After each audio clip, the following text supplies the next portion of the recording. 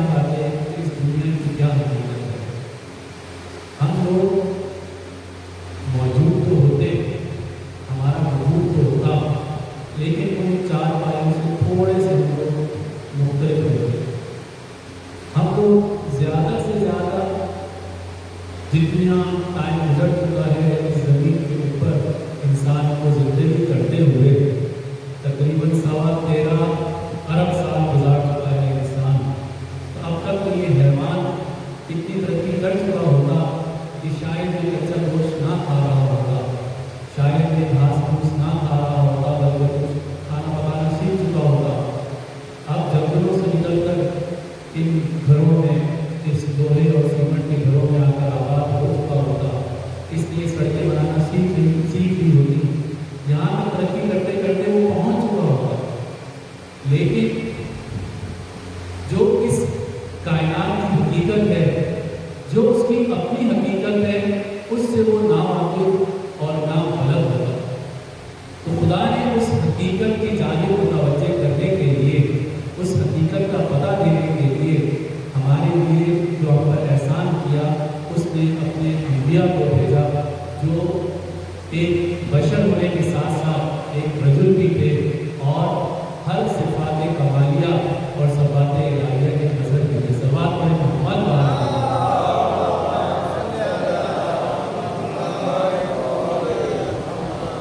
اس دنیا کی ناصفاتی اور اس دنیا کے پھیکے پن کا اور اس دنیا کے غیر حقیقی ہونے کا اندازہ اس بات سے لگایا جا سکتا ہے کہ انسان کا دل اس دنیا کی ہر چیز سے بہت جلد بھر جاتا ہے۔ ایک موبائل لیں گے آپ، ہو سکتا ہے وہ موبائل اس وقت سب سے لیٹسٹ موبائل ہو، ایک دو دن تک آپ اس کو بہت سنبھال کے صاف ستھرا کر کے رکھیں گے، لیکن جیسے جیسے وقت گزرے گا اس موبائل کی حیثیت آپ کے سامنے ختم ہو جائے گی۔ جیسے ہی اس سے اچھا ماڈل آئے گا، اس موبائل کی اہمیت، اس موبائل سے جو آپ کی محبت ہوتی ہے وہ آپ کے دل سے کم ہو جاتی ہے یا ختم ہو جاتی ہے۔ ایسا کیوں ہے؟ کوئی بھی ایک چیز دے لیجیے، انسان کا جو دلچسپی ہے، جو دل ہے، جو محبت ہے، وہ ایک جگہ پر رکنے والی نہیں ہے۔ آج اگر اپنے آپ کو یہ سمجھتا ہے کہ میں دنیا کا سب سے امیر آدمی ہوں، بہت پیسہ ہے، تو کیا وہ خوش اور راضی ہو جاتا ہے؟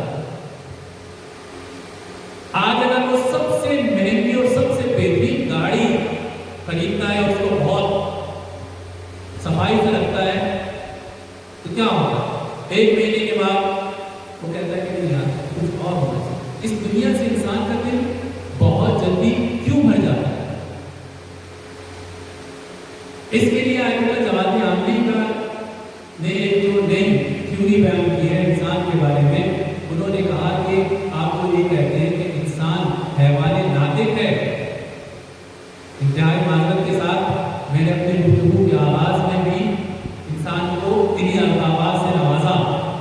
تو آگا کہتے ہیں آیت اللہ جواد عاملی کہ یہ جو آپ نے اس کو خطاب دیا حیوان ناطق کا منطق ہے، اس کی تعریف کی کہ انسان کیا ہے، انسان حیوان ناطق ہے، کہتے ہیں اصل میں یہ انسان کی توہین ہے۔ انسان کو حیوان کہنا توہین ہے اس کی۔ تو لوگوں نے کہا کہ آگا پھر کیا ہے، اس کی تعریف کیا ہے انسان کی؟ آگا نے کہا کہ انسان ایک ایسا نامی ہے، یعنی ایک ایسا جاندار وجود ہے جو وجود عاشق ہے۔ ہر چمکتی چیز سے اس کو عشق ہو جاتا ہے، لیکن یہ مکمل اور کامل ترین وجود عاشق ہے۔ ہوا کب تھا اس کو عشق؟ کہتے ہیں عالم زر کے اندر جہاں پر انسانوں کی تمام ارواح کو خلق کر کے رکھا گیا تھا، تو وہاں پر ایک لمحہ ایسا آیا جس کو مقام الست کہتے ہیں، جہاں پر خدا نے سب انسانوں سے اپنی بندگی کا اور خدا کو معبود ماننے کا اور خدا کے حکم پر چلنے کا اقرار لیا تھا، تو جیسے ہی خدا نے تمام انسانوں سے پوچھا تھا کہ الستو بربکم، کیا میں تم سب کا پروردگار نہیں ہوں، تو جیسے ہی یہ بات انسانوں کے کان میں پڑی تو ایک خدا کے نور کی تجلی چمکی، تمام لوگوں نے مڑ کر اس تجلی کی طرف دیکھا، اور جیسے ہی دیکھا ان کی آنکھیں خیرہ ہو گئی اور وہ اس نور خدا کے عاشق ہو گئے۔ اب جب عاشق ہو گئے اور اس زمین پر آئے، کیونکہ وہ فطرتاً عاشق ہو گئے تھے، اسی زمانے سے عاشق تھے، اب عاشق اپنے معشوق کے بغیر رہ نہیں سکتا، اس کا گزارا نہیں ہوتا۔ ایک مرتبہ مجنون ایک ایسی اونٹنی پر سوار ہو گیا جس نے ابھی نیا بچہ جنا تھا، بالکل نیا بچہ جنا تھا۔ تو جیسے ہی مجنون اونٹنی کے اوپر بیٹھا کہ وہ لیلا سے ملنے کے لیے جائے، تو جیسے ہی اونٹنی سفر کرتی، وہ جو مجنون تھا وہ لیلا کے خیال میں ڈوب گیا، میری لیلا ایسے ہی رہے ویسے۔ تھوڑی دیر کے بعد وہ دیکھتا، کیونکہ وہ تو ماں تھی اور ماں اپنے بچے کے بغیر نہیں رہ سکتی تھی، تھوڑی دیر کے بعد وہ دیکھتا کہ جہاں سے اس نے سفر شروع کیا تھا وہیں پر موجود ہوگا دوبارہ، کہ اونٹنی اپنے بچے کی عاشق تھی اور مجنون ہے وہ لیلا کا عاشق تھا۔ پھر ایسے ہی ہوگا، جیسے ہی بیٹھتا لیلا کے خیالوں میں غرق ہو جاتا اور بھول جاتا کہ مجھے کہاں آنا ہے، کہ میں اونٹنی پر بیٹھا ہوں۔ جب 3-4 مرتبہ ایسا ہوا تو اس نے اونٹنی کو چھوڑ دیا، ترک کر دیا اس کو، اور اونٹنی سے کہتا ہے کہ تو بھی عاشق ہے، میں بھی عاشق ہوں، تیرا اپنے بچے کے بغیر گزارا نہیں ہے، میرا اپنے معشوق کے بغیر گزارا نہیں ہے، یہ کہہ کے وہ وہاں سے چل گیا۔ تو اب عاشق کا معشوق کے بغیر گزارا نہیں ہے، وہ اس دنیا میں جیسے ہی آتا ہے، جس بھی چمکتی چیز کو وہ دیکھتا ہے، جس بھی خوبصورت چیز کو وہ دیکھتا ہے، جس بھی رنگین چیز کو دیکھتا ہے، وہ یہ سمجھتا ہے کہ یہ وہی معشوق ہے جس کی میں تلاش کروں، جس کو میں گم کر رہا ہوں۔ لیکن جب اس کے قریب جاتا ہے اور قریب جا کے جب اس سے قرب حاصل کرتا ہے، تو دیکھتا ہے کہ یہ چیز جس کا مجھے عشق سوار ہوا ہے یہ تو ناقص ہے۔ کیوں؟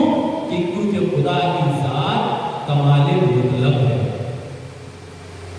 اس کے انگلش میں کیا بولتے ہیں، ایبسولوٹ پرفیکشن، اس سے زیادہ کمال کی گنجائش نہیں۔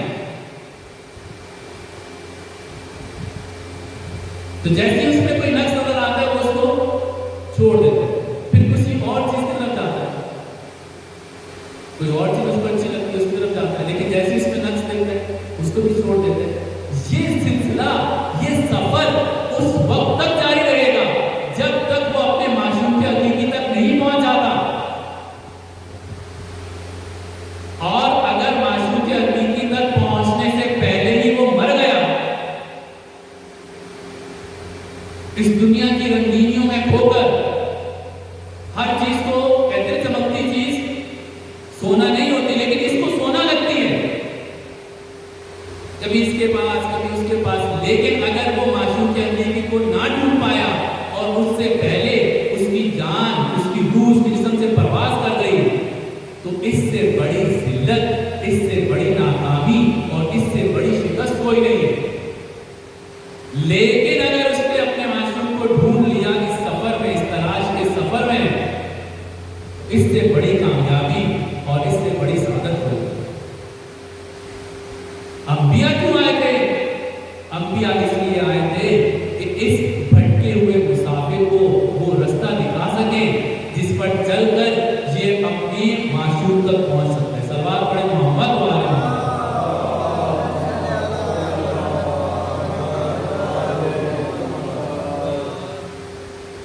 اب کیا ہوا؟ جیسے ہی خدا نے کہا کہ الستو بربکم، کیا میں تمہارا پروردگار نہیں ہوں، سب لوگوں نے کہا تھا، جتنی بھی موجودات تھی سب نے کہا تھا قالوا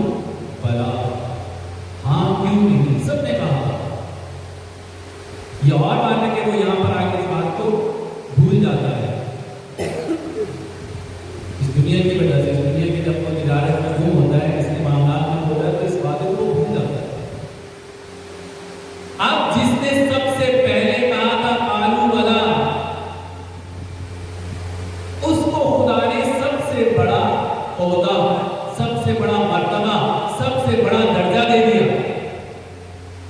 یہی ایک گروہ تھا جس نے سب سے پہلے کہا قالوا بلا، کیوں نہیں، ہم نے پہچان لیا تو ہی ہمارا معبود ہے، ہم تیرے ہی بتائے ہوئے راستے پر چلیں گے، تیری ہی عبادت کریں گے. خدا نے کہا ویری گڈ، تم سارے کے سارے امام. اس کے بعد ایک اور گروہ تھا، اس نے کہا قالوا بلا. خدا نے کہا شاباش، تم سب کو انبیاء بنا دیا. اس طرح سے ایک ایک گریڈ کرتے کرتے درجے پر درجہ نیچے آتے آتے یہاں تک کہ آپ مومنین کی باری آ گئے. اس کے بعد مسلمین کی باری آ گئی، اس کے بعد دوسرے مذاہب کے لوگوں کی باری آ گئی، یہاں تک کہ سارے کے سارے انسانوں نے اقرار کر لیا اور اس کے حساب سے ان کو عہدے دیے گئے. جب عہدے دیے گئے تو پھر کیا ہوا؟ ان کو ذمہ داری بھی ویسے دی. صلوات پڑھیں محمد والے محمد.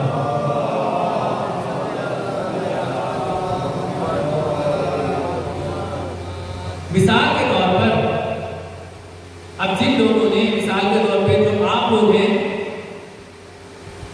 آپ لوگوں نے جس ٹائم کہا کہ ہاں قالوا بلا، تو خدا نے کیا کہا کہ ٹھیک ہے، جب تم دنیا میں اترو گے تو تم توحید کے بھی اقرار کرنے والے ہوگے، تم لوگ نبوت کا بھی اقرار کرنے والے ہوگے، تم لوگ امامت کا بھی اقرار کرنے والے ہوگے.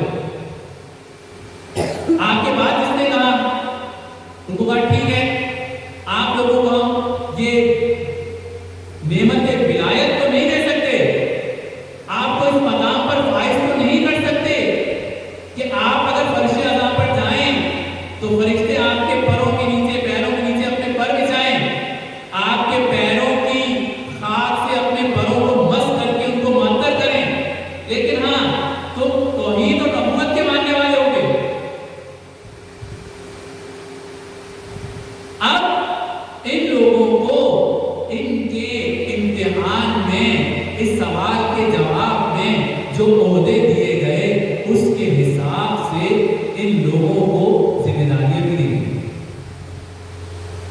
کسی کا شعر ہے، بلکہ شاید شعر نہیں ہے، شعر کا ایک مصرع ہے کہ جس کے رتبے میں سوا اس کو سوا مشکل ہے. جیسا رتبہ دیا گیا ویسی ہی ذمہ داری دی گئی. اب جس کو سب سے بڑا رتبہ دیا گیا تھا، جس کو سب سے زیادہ فضیلت دی گئی تھی، اس کو ذمہ داری کے حساب سے بھی سب سے آگے رکھا گیا، اور جو بیچارہ بالکل ہی نکما تھا، ناکام ہو گیا، اس کو سب سے پیچھے رکھا گیا.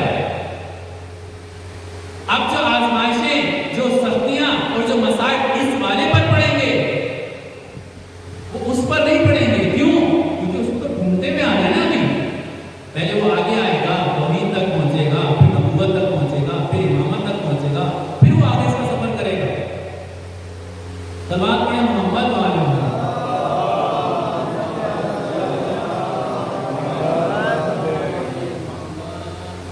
اب اس وعدے کو انسان اس دنیا میں آنے کے بعد یاد رکھتا ہے کہ فراموش کر بیٹھتا ہے. بہت کم لوگ ایسے ہوتے ہیں جو اس وعدے کو یاد رکھ پاتے ہیں. اور اس وعدے کو یاد رکھنے والوں کے لیے قرآن نے کیا صفت اتنی بیان کی تھی؟ رجال صدقوا ما عاهدوا اللہ علیہ. اس وعدے کو پورا کرنا بھی کوئی آسان کام نہیں ہے. آپ کو دل بڑا کرنا پڑے گا، آپ کو زحمتیں اٹھانی پڑے گی، آپ کو مردانگی کا مظاہرہ کرنا پڑے گا. وہ وعدہ جو آپ نے مقام الست میں کیا تھا، اگر اس کو آپ پورا کرنا چاہتے ہیں تو آپ کو اس فضیلت کا حامل ہونا پڑے گا. صلوات پڑھیں محمد وآل محمد.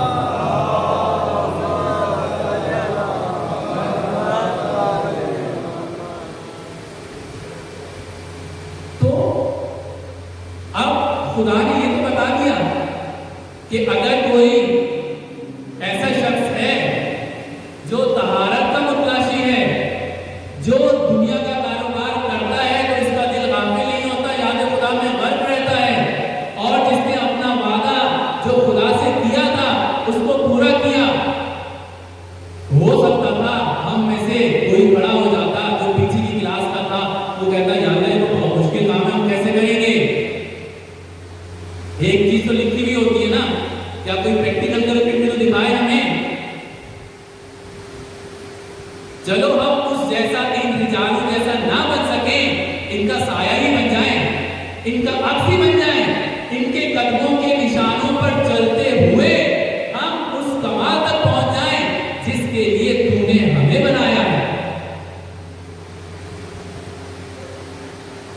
کل ہم نے ایک بات کہی تھی آیت اللہ جوادی عامی کے حوالے سے ہی کہ شیطان کیا چاہتا ہے؟ شیطان چاہتا ہے کہ آپ وہ اہم کام نہ کریں جس کے لیے خدا نے آپ کو خلق کیا ہے۔ ضروری نہیں ہے کہ خدا نے ہر شخص کو بڑا کام کرنے کے لیے پیدا کیا ہو، لیکن ہر شخص کو اہم کام کرنے کے لیے ضرور پیدا کیا ہے۔ آپ لوگ یہاں بیٹھے ہوئے ہیں، آپ سے یہ سوال ہو سکتا ہے کہ یہ کام اہم ہے یا بیکار ہے؟ اگر اہم ہے تو پھر اہم کام کو کیسے کرنا چاہیے؟ یہ جو شخص ممبر پر آ رہا ہے، ٹھیک ہے اس کے خیال سے یا آپ کے خیال میں بہت بڑا کام نہ ہو، لیکن بڑا کام وہی ہوتا ہے جو مولا کی مرضی کو خرید لے۔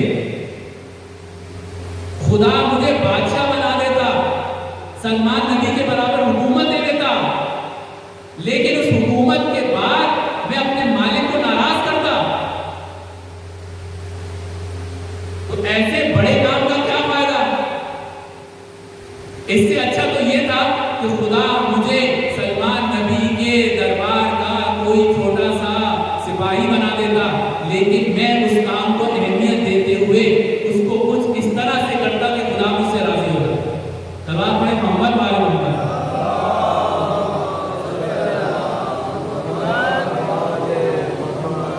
آخرت میں جو درجات ہمیں ملنے والے ہیں وہ بڑے کاموں پر نہیں ملیں گے۔ کوئی بندہ یہ نہ سمجھے کہ میں کیونکہ امیر نہیں ہوں تو میرا تو کچھ ہونے والے نہیں ہے۔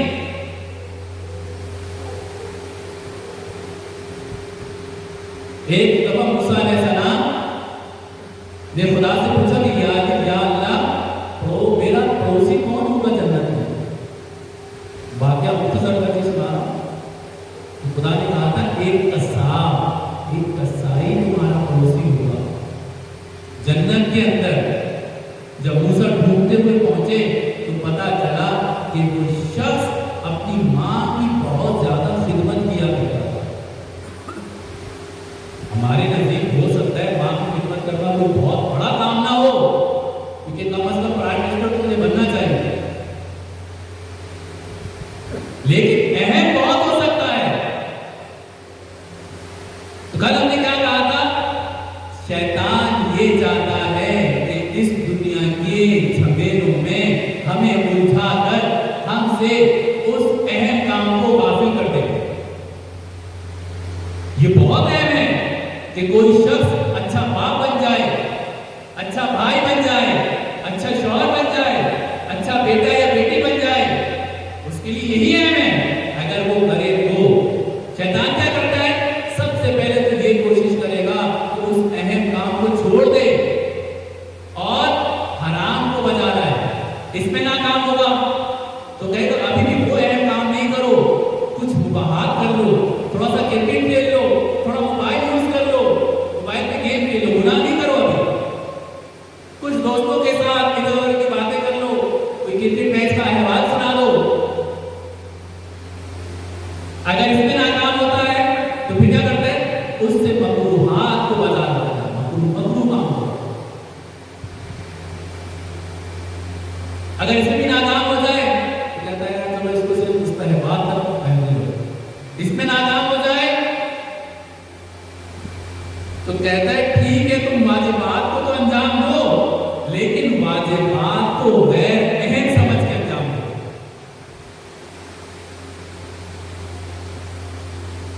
نماز پڑھ رہے ہیں، وضو آپ نے بالکل ڈھیلا کیا ہے، جمائیاں لے رہے ہیں، بہت سارے ایسے کام ہوتے ہیں جو نماز باطل نہیں ہوتی، لیکن نماز کا جو احترام ہے وہ کم ہو جاتا ہے۔ تو یہ جو ہمارے مولا نے فرمایا ہے کہ جس نے نماز کو صبح سمجھا، جس نے نماز کو کم اہمیت سمجھا، اس کو جنت میں ہماری شفاعت نصیب نہیں ہوگی۔ اس کا مطلب یہی تو ہے،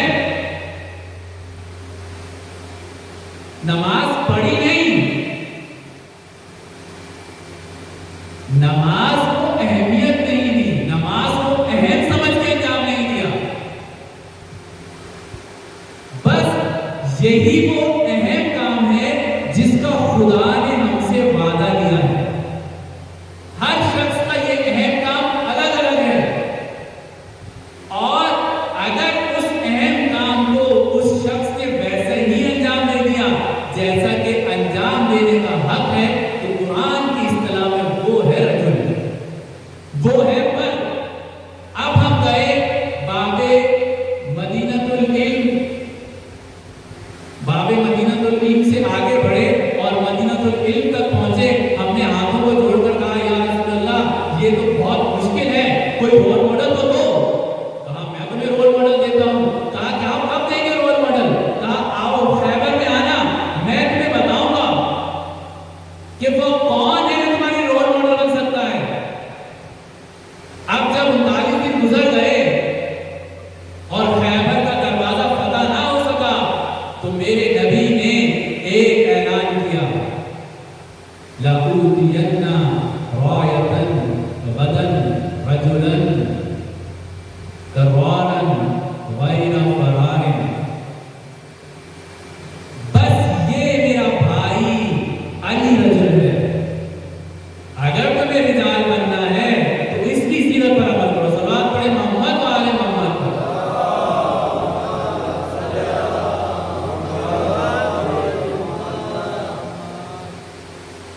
عبداللہ ابن مسعود صحابی رسول ہیں، جلیل القدر صحابی ہیں. ان کے پاس کچھ لوگ جمع ہوئے اور کہا کہ آپ نے بڑا عرصہ علی کے ساتھ گزارا ہے، کوئی فضیلت تو بتائیں علی کی. کہا ہم علی کی فضیلت آپ کو کیا بتائیں، علی کے کچھ فضائل تو ایسے ہیں جس پر میں آج بھی رشک کرتا ہوں. اگر خدا مجھے نوح نبی کے برابر عمر دیتا،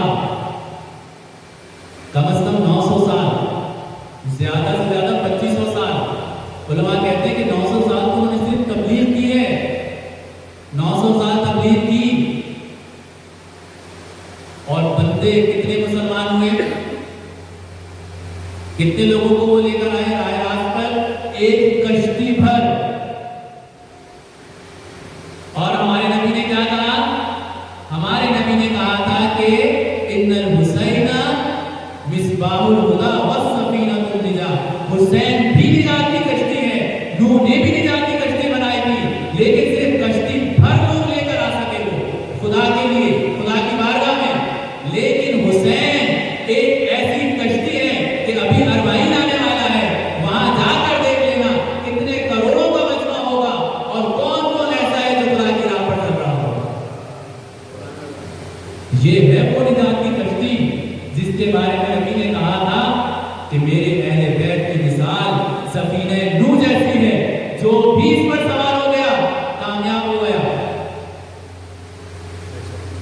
عبداللہ ابن مسعود نے کہا کہ 4 فضیلتیں ایسی ہیں اگر وہ مجھے مل جاتی تو 2500 سال خدا مجھے حکومت دیتا پوری زمین کے اوپر، تو میں اس حکومت کو ٹھوکر مار دیتا.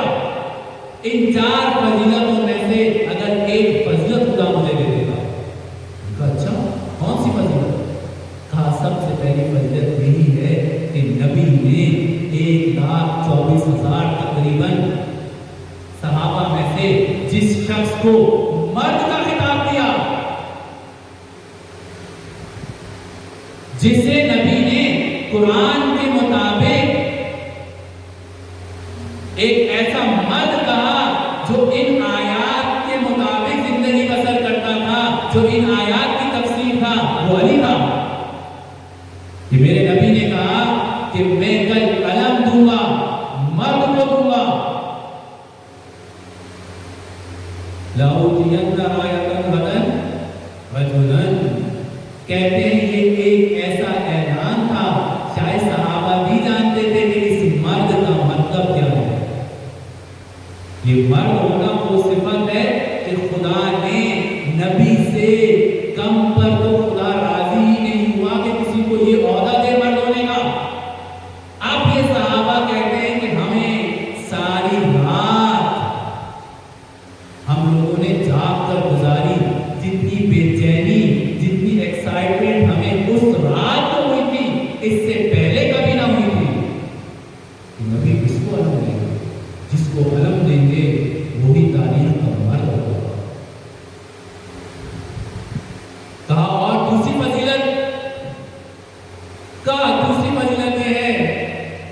کہ نبی نے خدا کے حکم سے مسجد نبوی میں جو دروازے کھلتے تھے سب کے دروازے بند کروا دیے، صرف علی کا اور اپنا دروازہ کھلا رکھا۔ اس وقت تو صحابہ چلے گئے خاموشی سے، دروازے بند ہو رہے تھے، کافی اندر کا دروازہ بند کر رہے تھے، دوسرے دروازے سے آنا۔ اگلے دن جب موقع پا کر حضور کے گرد جمع ہوئے، کہا یا رسول اللہ یہ کیا کیا؟ کاکا بدن اتنی جرأت۔ نبی نے کہا یہ جو دروازہ بند کیا ہے میں نے، یہ نہ اپنی مرضی سے کیا ہے، اور جو علی اور اپنا دروازہ کھلا رکھا ہے وہ بھی میں نے اپنی مرضی سے نہیں کیا، اس بھی کی مرضی سے کیا ہے جس کی مرضی سے میں نے غدیر کے میدان میں اعلان کیا تھا کہ من کنت مولا فہذا علی۔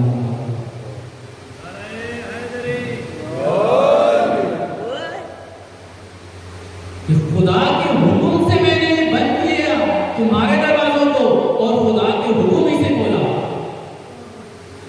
آیت تطہیر کی سند ہے اہل بیت کی معصومیت کی، لیکن یہ جو روایت سد الباب ہے، دروازوں کے بند ہونے کی جو روایت ہے، یہ بھی معصومین کی معصومیت پر، اہل بیت کی معصومیت پر دلالت کرتی ہے۔ کیوں؟ کیونکہ مسجد میں کبھی بھی انسان حالت نجاست میں داخل نہیں ہو سکتا۔ اگر کوئی چیز رکھنی ہو انسان کو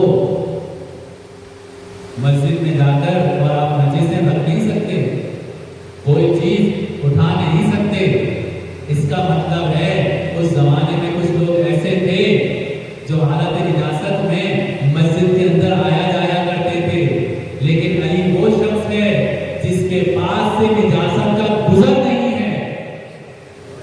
علی سے خدا نے نجاست کو ایسے دور رکھا ہے جیسے قیامت دور ہے، وہ اپنی نزدیکی کے باوجود اتنی دور ہے کہ آنے کا نام نہیں لیتے۔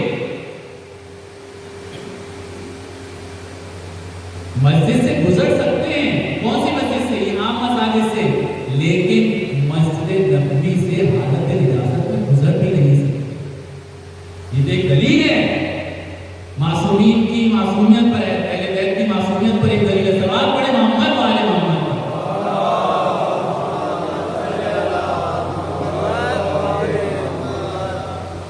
اس کے بعد عبداللہ ابن مسعود کہتے ہیں علی کو جو ایک اور فضیلت رسول خدا نے دی تھی وہ کون سی تھی؟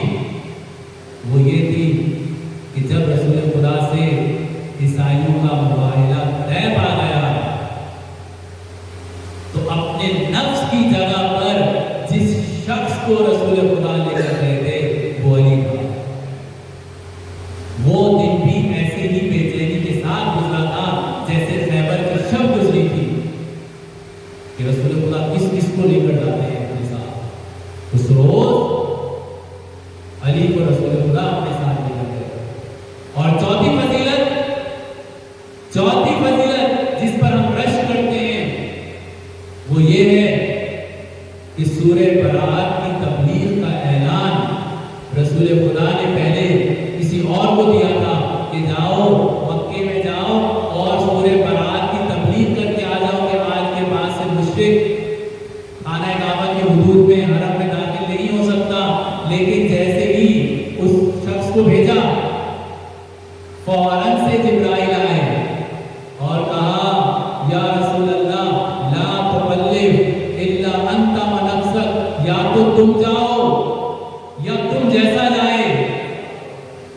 نبی نے فوراً رسول مولا علی کو بلایا، کہا یا علی اس سے پہلے کہ وہ صاحب مکہ پہنچ جائیں اور اعلان کر دیں تم جاؤ کیونکہ تم مجھ جیسے ہو۔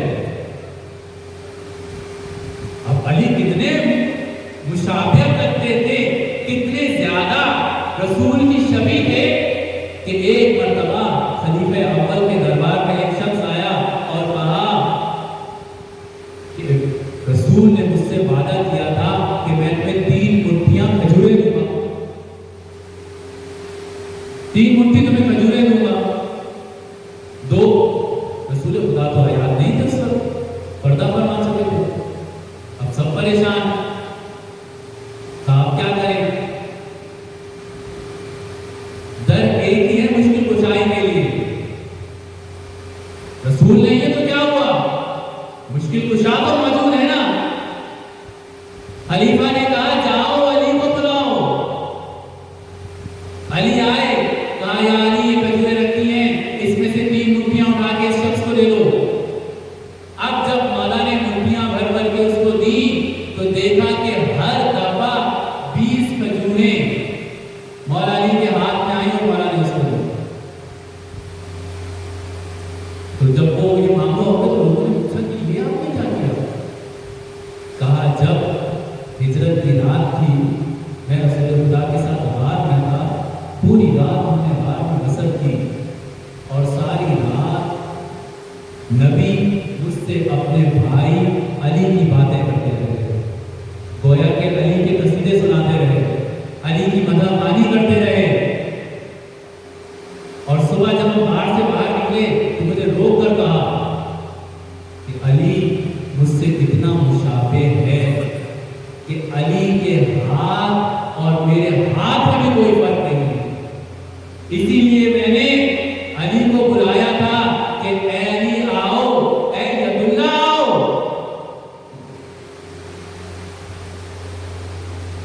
यदुल्ला आइए और नबी के हाथों से इस शख्स को खजूरें दीजिए। सलावत पढ़े मोहम्मद वाले मोहम्मद।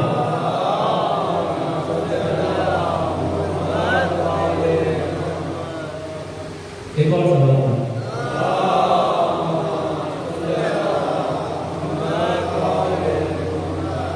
बस अब ये बात तशना न रह जाए, कोई शख्स रजल को ढूंढता ना फिरे। रसूल खुदा ने हमें बता दिया कि अगर तुम्हें हकीकी रजल बनना है तो किस शख्स के पीछे चलना पड़ेगा। और करबला में एक बेहतरीन रजल का मिसदाक यही अली का बेटा, सबसे ज्यादा तहारत चाहने वाला, जिसने अपने खून से गुस्ल शहादत करके ये बता दिया कि मैंने ऐसी तहारत चाही है कि जो शख्स भी मेरी खाक पर आएगा उसे शिफा दूंगा। और दुनिया के झमेलों में दूसरी क्या खास बात थी कि याद खुदा में गर्क हुसैन, इसके अलावा खुदा से किए हुए अपने वादे को पूरा करने वाला हुसैन। ये सारी सी बात जो हम डिस्कस कर चुके हैं ये तो हुसैन में पाई जाती थी, लेकिन अलमदारी के लिए जिस शख्स का खुदा ने इंतखाब किया वो अली का बेटा अब्बास।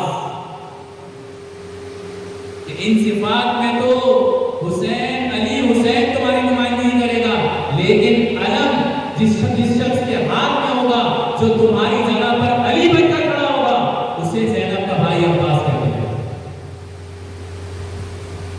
यही तो सबब है कि जितनी भी जंगें लड़ी रसूल ने, अलमदार अली को बनाया, अली को बुला बुला कर अलम दिया, क्योंकि जब भी अली के हाथ में अलम होता था मुसलमान कभी जंग हारते नहीं थे। लेकिन एक जंग लड़ी है हुसैन ने, और अलमदार किसको बनाया? अलमदार शबीए अली अबुल फजल अब्बास को बनाया। एक मर्तबा जिसके पास अलम था, आज अलमदारी उससे जुड़ गई। ना जाने किस खुलूस के साथ इस शख्स ने अलम को बनाया। सवाल पड़े मोहम्मद वाले मोहम्मद।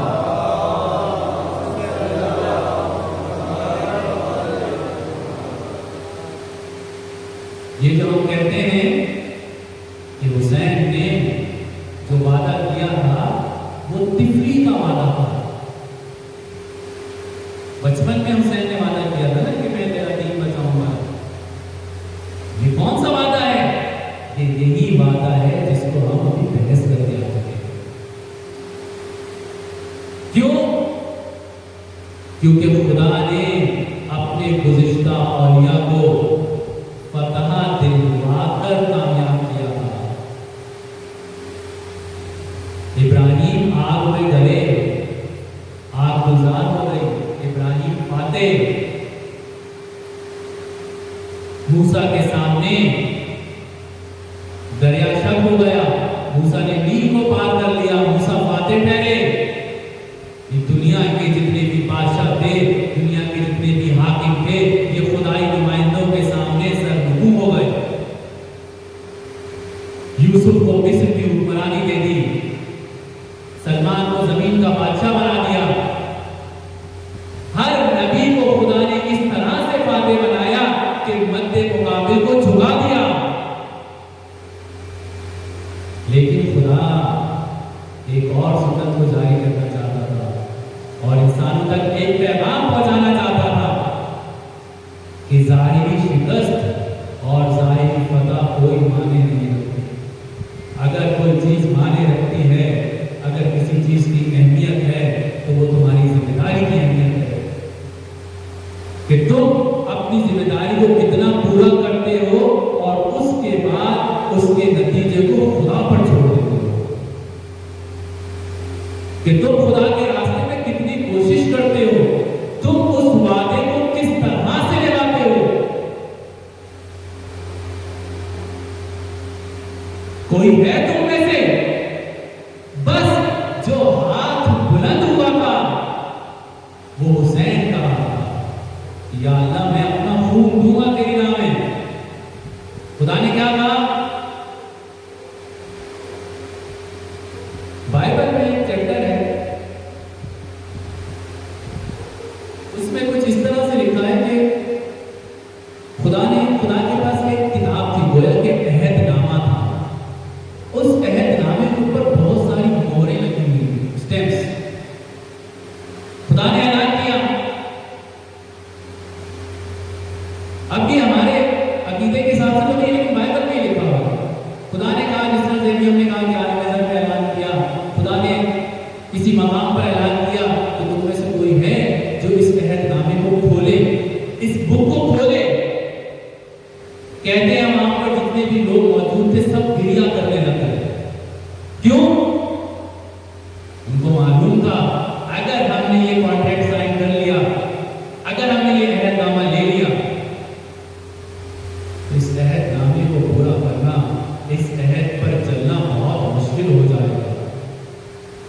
کچھ دیر میں ایک بھیڑ وہاں نمودار ہوئی، اس کی گردن کٹی ہوئی تھی اور اس کی رگوں سے خون بہ رہا تھا۔ اس نے خدا سے کہا کہ یا اللہ میں اس عہد کو پورا کروں گی، اور اس کے بعد اس نے ایک ایک مہر کو، ایک ایک تالے کو کھول دیا۔ آپ لوگوں کو پتہ نہیں کہ سیل بہت اچھا ورڈ ہے، سیل کو کھول دیا۔ خدا نے کیا کہا؟ خدا نے کہا کہ کیونکہ تم نے اس عہد کو پورا کرنے کی حامی بھری ہے، اب یہ میری ذمہ داری ہے کہ قیامت تک آنے والے لوگ تم پر گریہ کریں گے۔ یاد آ گیا قرآن آپ کو؟ وَفَدَيْنَاهُ بِذِبْحٍ عَظِيمٍ، اے ابراہیم تم نے بہت اچھی کوشش کی، ہم خوش ہوئے، ہم راضی ہوئے، لیکن ہم نے تمہاری قربانی کو ایک بہت بڑی قربانی سے تبدیل کر دیا ہے۔ تمہارا بیٹا کربلا کے میدان میں ایسی قربانی پیش کرے گا کہ کائنات کے ختم ہونے تک، قیامت تک اس پر آنکھیں آنسو برسائیں گی، یہاں تک کہ لوگ خون کے آنسو بہائیں گے۔ آیت اللہ محسن الحکیم سے کسی نے پوچھا کہ آغا صاحب مجھے یہ بات سمجھ میں نہیں آتی، امام سجاد، امام زین العابدین علیہ السلام خون کے آنسو کیسے ہوتے ہیں، جبکہ ہم نے یہ سن رکھا ہے کہ یعقوب نے اتنا گریہ کیا، وَبَيَضَّتْ عَيْنَاهُ، ان کی آنکھیں سفید ہو گئی یوسف کی جدائی میں گریہ کر کر۔ محسن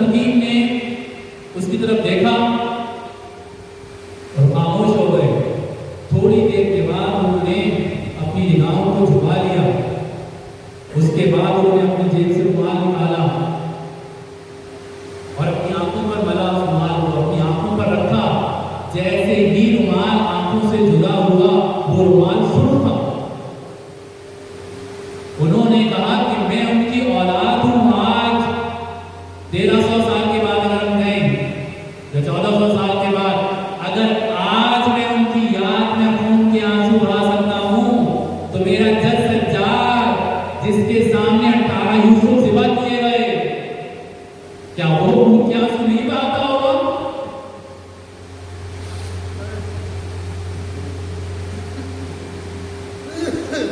کس طرح سے حسین نے اس وعدے کو نبھایا ہے؟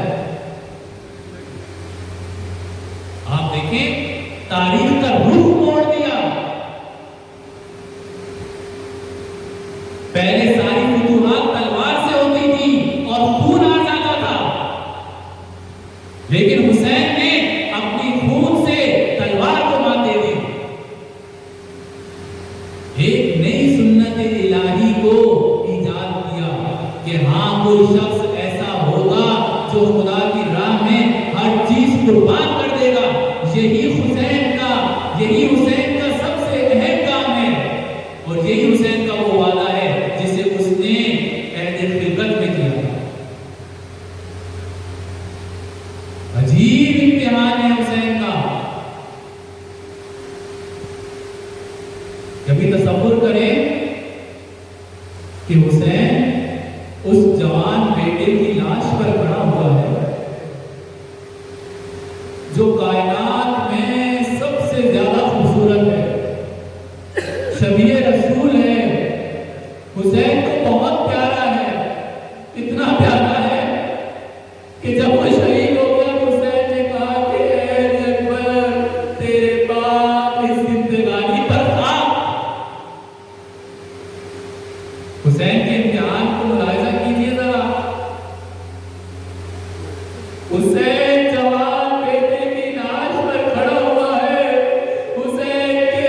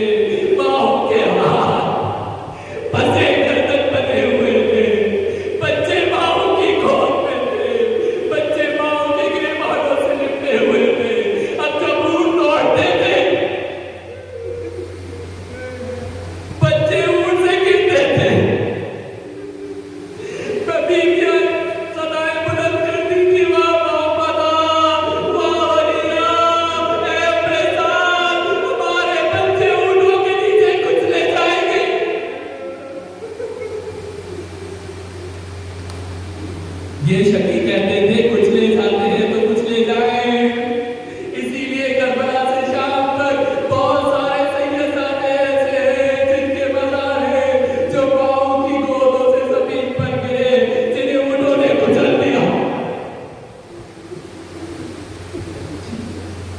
اب میری بیوی جو عباس کی جگہ پر عباس کی نمائندگی کر رہی تھی، وہ حافظ امام تھی، کاروان کی سالار تھی، زینب سمجھ گئی کہ یہ ہماری سرسداؤں پر رکنے والے نہیں ہیں۔ اب جب بچہ گرتا تھا بیوی خود کو اونٹ سے گرا دیتی تھی، قافلہ رکتا تھا، علی کی بیٹی گر گئی، علی کی بیٹی کو شام لے کر ضرور جانا ہے، بڑا انعام ملے گا۔ بس جب علی بندے ہاتھوں سے زمین پر آتی تھی، منہ کے بل گرتی تھی، سر سے خون نکلتا تھا، زینب کے سفید بال خون سے سرخ ہو گئے۔ اب نہیں معلوم زیارت ناحیہ کا رکنا ہے یا کسی شاعر نے وقت کے امام کی نیابت میں یہ مصرع کہا ہے کہ میرا سلام ہو میری جدہ پر، جو جب بھی اونٹ سے گری ہاتھوں کے بل زمین پر نہیں آئی بلکہ منہ کے بل زمین پر آتی تھی اور ایک صدا لگاتی تھی، عباس عباس عباس، آؤ اپنی بیٹی کو پکڑو۔